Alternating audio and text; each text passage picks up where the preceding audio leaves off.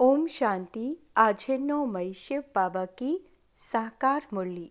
आज मीठे बाबा कहते हैं, मीठे बच्चे, कड़ी ते कड़ी बीमारी है किसी के नाम रूप में फंसना, किसी के नाम रूप में फंसना। अंतर्मुखी बन इस बीमारी की जांच करो और इससे मुक्त बनो।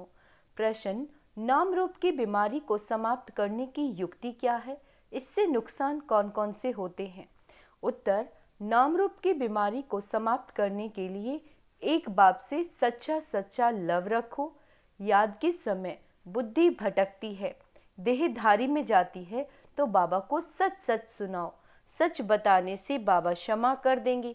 सर्जन से बीमारी को छुपाओ नहीं, बाबा को सुनाओ तो खबरदार हो जाएंगे।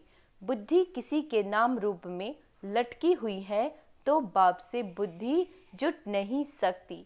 वह सर्विस के बजाय डिससर्विस करते हैं, बाप की निंदा कराते हैं। ऐसे निंदक बहुत कड़ी सजा के भागी बनते हैं। ओम शांति। अभी बच्चे जानते हैं कि हर एक को वर्षा मिलना है बाप से। भाई को भाई से कभी वर्षा नहीं मिलता, और फिर भाई व बहन जो भी हैं उनको हरेक की अवस्था का पता नहीं पड़ता। सब समाचार बाप दादा के पास आते हैं। बाबा कहते, यह है प्रैक्टिकल में। हर एक को अपने को देखना है कि मैं कहाँ तक याद करता हूँ, कोई के नाम रूप में कहाँ कहाँ तक फंसा हुआ हूँ। हमारे आत्मा की वृत्ति कहाँ कहाँ तक जाती है। वृत्ति यानी सोच। आत्मा खुद जानती है, अपने को आत्मा ही समझना पड़े। हमारी वृत्ति एक शिव बाबा की तरफ जाती है या कोई के नाम रूप की तरफ जाती है। जितना हो सके अपने को आत्मा समझ एक बाप को याद करना है और सब भूलते जाना है। अपने दिल से पूछना है। क्या पूछना है? कि हमारे दिल सिवाय बाप के और कहीं भटकती तो नहीं, कहीं धंधे दोरी में, घर ग्रस्त में, मित्र संबंधी आदि में बुद्धि जाती तो नहीं। बाबा कहते, अंतर्मुखी होकर जांच करनी है। जब यहाँ आकर बैठते हो तो अपनी जांच करनी है। यहाँ कोई ना कोई सामने योग में बैठते हैं, वह भी शिव बाबा को ही याद करते होंगे। याद तो शिव बाबा को ही करना है। यहाँ बैठे ही शिव बाबा की याद में हो, फिर चाहे कोई आंखें खोलकर बैठे व आंखें बंद करके बैठे। यह तो बुद्धि से समझ की बात है। अपने दिल से पूछना होता है, बाबा क्या समझाते हैं? हमको तो याद करना है एक को। यहाँ जो बैठने वाले हैं वह तो एक शिव बाबा की ही याद में होंगे। तुमको नहीं देखेंगे क्योंकि उनको तो कोई की भी अवस्था का पता ही नहीं। हर एक का समाचार बाप के पास आता है। वह जानते हैं कौन कौन बच्चे अच्छे हैं, जिनके लाइन क्लियर है, उनका और कहीं भी बुद्धि योग नहीं जाता। ऐसे भी होते हैं, कोई का बुद्धि योग जाता है, फिर मुरली सुनने से चेंज भी होते रहते हैं।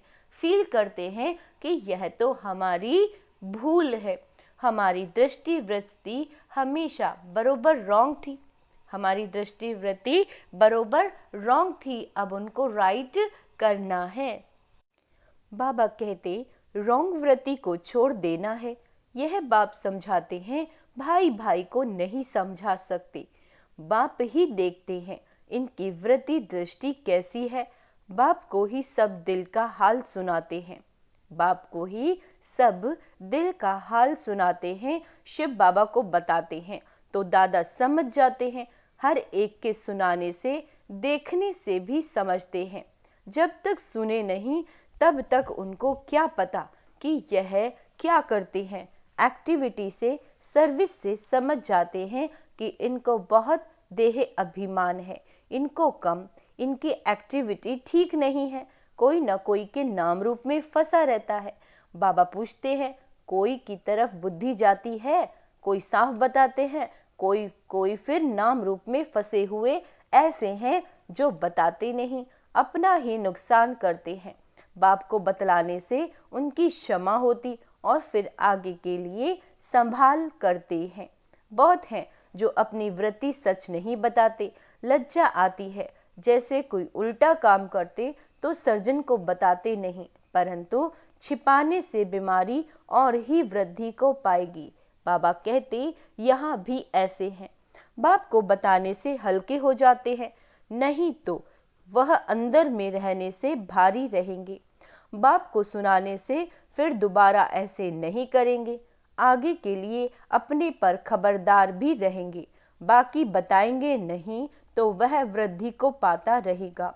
बाप जानते हैं यह सर्विसेबल बहुत है। क्वालिफिकेशन कैसे रहती है, सर्विस में भी कैसे रहते हैं, कोई के साथ लटके तो नहीं। हर एक की जन्म पत्री को देखते हैं, फिर इतना उनसे लव रखते हैं, कशिश करते हैं। कोई तो बहुत अच्छी सर्विस करते हैं, कभी भी कहाँ उन्हों का बुद्धि योग नहीं जाता। हाँ, पहले जाता था, अब खबरदार हैं। बताते हैं बाबा अब मैं खबरदार हूँ, आगे बहुत भूले करते थे। समझते हैं देह अभिमान में आने से भूले ही होंगी, फिर पद तो भ्रष्ट हो जाएगा। भल किसी को पता नहीं पड़ता, परंतु पद तो भ्रष्ट हो ही जाएगा। दिल की सफाई इसमें बहुत चाहिए, तब तो उच्च पद पाएंगे। उनकी बुद्धि में बहुत सफाई रहती है, जैसे इन लक्ष्मी नारायण की आत्मा में सफाई रहती है ना, तभी तो उच्च पद पाया। कोई कोई के लिए समझा जाता है कि इनकी नाम रूप की तरफ वृत्ति है। क्या समझा जाता है? कि इनकी नाम रूप की तरफ वृत्ति है, देह अभिमानी होकर नहीं रहते। इस कारण पद भी कम होता गया। राजा से लेकर रंक तक नंबरवार पद तो है ना, यह क्यों होता है, इसको भी समझना चाहिए। नंबरवार तो जरूर बनते ही हैं, कलाएं कम होती ही रहती हैं। जो 16 कला संपूर्ण है वह फिर 14 कला में आ जाते हैं। ऐसे थोड़ा थोड़ा कम होते होते कलाएं उतरती तो जरूर है। 14 कला हैं तो भी अच्छा, फिर वाम मार्ग में उतरते हैं तो विकारी बन जाते हैं, आयु भी कम हो जाती है। फिर रजो तमोगुणी बनते जाते हैं, कम होते होते पुराने होते जाते हैं। आत्मा शरीर से पुरानी होती जाती है। ये सारा ज्ञान अभी तुम बच्चों में है। जैसे 16 कला से नीचे उतरते उतरते फिर मनुष्य बन जाते हैं। देवताओं की मत तो होती नहीं, बाप की मत मिली, फिर 21 जन्म मत मिलने की दरकार ही नहीं रहती। यह ईश्वरीय मत तुम्हारी 21 जन्म चलती, फिर जब रावण राज्य होता तो तुमको मत मिलती है रावण की। दिखाते भी हैं देवताएं वाम मार्ग में जाते हैं, और धर्म वालों की ऐसी बात नहीं होती। देवता जब वाम मार्ग में जाते तब और धर्म वाले आते हैं। बाप समझाते हैं, बच्चे अभी तो तुम्हें वापस जाना है, ये पुरानी दुनिया है। ड्रामा में यह भी मेरा पार्ट है, पुरानी दुनिया को नया बनाना। यह भी तुम समझते हो। दुनिया के मनुष्य तो कुछ भी नहीं जानते। तुम इतना समझाते हो, फिर भी कोई अच्छी रुचि दिखाते, कोई तो फिर अपनी ही मत देते हैं। ये लक्ष्मी नारायण जब थे तो पवित्रता सुख शांति सब थी। पवित्रता की ही मुख्य बात है, मनुष्यों को यह पता नहीं है कि सतयुग में देवता पवित्र थे। वह तो समझते हैं देवताओं को भी बच्चे आदि हुए हैं, परंतु वहाँ योग बल से कैसे पैदाइश होती है ये किसी को भी पता नहीं। कहते हैं सारी आयु ही पवित्र रहेंगे तो फिर बच्चे आदि कैसे होंगे। उन्हों को समझाना है इस समय पवित्र होने से फिर हम 21 जन्म पवित्र रहते हैं। गोया श्रीमत पर हम वॉइसलेस वर्ल्ड स्थापन कर रहे हैं। श्रीमत है ही बाप की, गायन भी है मनुष्य से देवता कि ये करत न लागी वार। अभी सब मनुष्य हैं जो फिर देवता बनते हैं। अब श्रीमत पर हम डीटी गवर्नमेंट स्थापन कर रहे हैं। बाबा कहते इसमें प्योरिटी तो बहुत मुख्य है, आत्मा को ही प्योर बनना है। आत्मा ही पत्थर बुद्धि बनी, एकदम क्लियर कर बताओ। बाप ने ही सतयुगी डीटी गवर्नमेंट स्थापन की थी, जिसको पैराडाइज कहते हैं। मनुष्य को देवता बाप ने ही बनाया। मनुष्य थे पतित, उनको पतित से पावन कैसे बनाया। बच्चों को कहा मामी कम याद करो तो तुम पावन बन जाएंगे। यह बात तुम किसी को भी सुनाएंगे तो अंदर में लगेगा। अब पतित से पावन कैसे बनेंगे, जरूर बाप को याद करना होगा और संग बुद्धि योग तोड़ एक संग जोड़ना है, तभी मनुष्य से देवता बन सकेंगे। ऐसे समझाना चाहिए। तुमने जो समझाया वह ड्रामा अनुसार बिल्कुल ठीक था। फिर भी दिन प्रतिदिन पॉइंट्स मिलती रहती हैं समझाने के लिए। मूल बात है ही कि हम पतित से पावन कैसे बने। बाप कहते देह के सब धर्म छोड़ मामी कम याद करो। इस पुरुषोत्तम संगम युग को भी तुम बच्चे ही जानते हो। हम अभी ब्राह्मण बने हैं, प्रजापिता ब्रह्मा की संतान। बाप हमको पढ़ाते हैं ब्राह्मण बनने बिगर हम देवता कैसे बनेंगे। यह ब्रह्मा भी पूरे 84 जन्म लेते हैं, फिर उनको ही पहला नंबर लेना पड़ता है। बाप आकर प्रवेश करते हैं तो मूल बात एक ही है, अपने को आत्मा समझ बाप को याद करो। देह अभिमान में आने से कहाँ न कहाँ लटके रहते हैं। देही अभिमानी तो सब बन न सके। अपनी पूरी जांच करो, हम कहाँ देह अभिमान में तो नहीं आते हैं। हमसे कोई विकर्म तो नहीं होता, बेकायदे चलन तो नहीं होती, बहुतों से होती है। वह अंत में बहुत सजा के भागी बनेंगे। भल अभी कर्मतीत अवस्था नहीं हुई है। कर्मतीत अवस्था वालों के सब दुख दूर हो जाते हैं, सजाओं से छूट जाते हैं। ख्याल किया जाता है नंबरवार राजाएं बनते हैं। जरूर किसी का कम पुरुषार्थ रहता है जिस कारण से सजा खानी पड़ती है। आत्मा ही गर्भ जेल में जाकर सजा भोगती है। आत्मा जब गर्भ में रहती है तो कहती है हमको बाहर निकालो, फिर हम पाप कर्म नहीं करेंगे। आत्मा ही सजा खाती है, आत्मा ही कर्म विकर्म करती है। यह शरीर कोई काम का नहीं। तो मुख्य बात अपने को आत्मा समझना है। जो समझे बरोबर सब कुछ आत्मा करती है। अभी तुम सब आत्माओं को वापस जाना है, तभी यह ज्ञान मिलता है, फिर कभी ये ज्ञान मिलेगा नहीं। आत्म अभिमानी सबको भाई भाई ही देखेंगे, शरीर की बात नहीं रहती। सोल बन गए फिर शरीर से लगाव नहीं रहेगा। इसीलिए बाप कहते ये बहुत ऊंची स्टेज है। बहन भाई में लटक पड़ते हैं तो बहुत डिससर्विस करते हैं। आत्म अभिमानी भाव, इसमें ही मेहनत है। पढ़ाई में भी सब्जेक्ट होती है, समझते हैं हम इसमें फेल हो जाएंगे। फेल होने के कारण फिर और सब्जेक्ट में भी ढीले हो पड़ते हैं। अभी तुम्हारी आत्मा बुद्धि योग बल से सोने का बर्तन होती जाती है।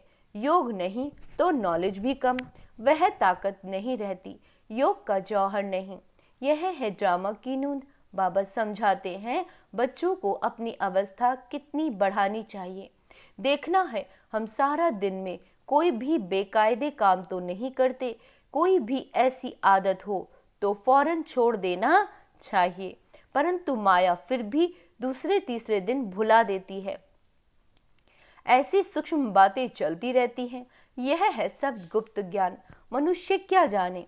तुम बतलाते हो हम अपने ही खर्चे से अपने लिए सब कुछ करते हैं, दूसरों के खर्चे से कैसे बनाएंगे। इसीलिए बाबा हमेशा कहते मांगने से मरना भला। सहज मिले सो दूध बराबर, मांग लिया सो पानी। मांग कर कोई से लेते हो तो वह लाचारी काशी कलवट खाकर देते हैं। क्या कह रहे हैं बाबा, मांग कर कोई से लेते हो तो वह लाचारी काशी कलवट खाकर देते हैं, तो वह पानी हो जाता है। खींच लिया वह रक्त बराबर। कोई बहुत तंग करते हैं, कर्जा उठाते हैं, तो वह रक्त समान हो जाता है। कर्जा लेने की कोई ऐसी दरकार नहीं। दान देकर फिर वापस लिया, उस पर भी हरिश्चंद्र का मिसाल है। ऐसा भी मत करो, हिस्सा रख दो जो तुमको काम भी आए। बच्चों को पुरुषार्थ इतना करना है जो अंत में बाप की ही याद हो और स्वदर्शन चक्र भी याद हो, तब प्राण तन से निकले, तभी चक्रवर्ती राजा बन सकेंगे, ऐसे नहीं पिछाड़ी में याद कर सकेंगे। क्या कह रहे हैं बाबा?